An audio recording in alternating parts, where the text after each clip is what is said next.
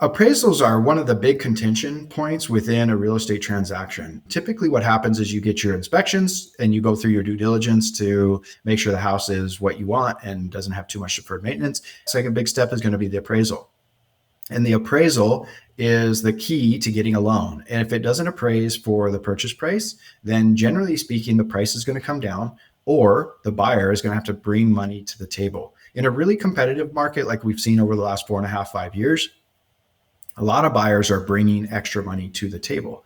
As that starts to shift, which we've already started to see that shift, is that appraisals, when they come down, generally speaking, the seller is going to reduce the price to that amount. The thinking behind that is that if they terminate the contract and move on to another sale, another appraiser is going to come in and give them essentially the same value.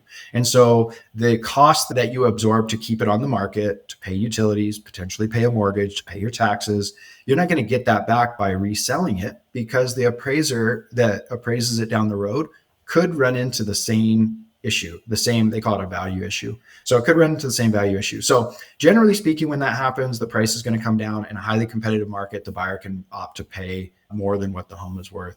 There is a third option, which I find to be fairly ineffective, but you can appeal the appraisal. So you can go to the lender and say, hey, I don't think this is accurate. I've had that happen where the appraisal came in so far off from what fair market value was. And it could be the fault of an appraiser working out of market. It could be, that person just had a bad day.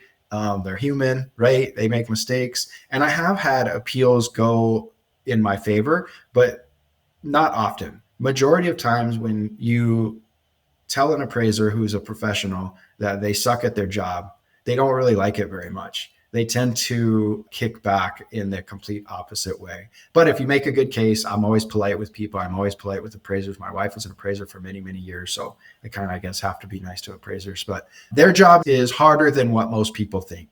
And so being respectful of them and making a case that maybe the house could be worth more or the unit could be worth more based on these comparable sales can help. But majority of time in most normal markets, the seller is going to reduce the price to the new appraisal amount in order to make the sale go through. So it's not always the case, but if you run into an appraisal issue, always try the appeal first.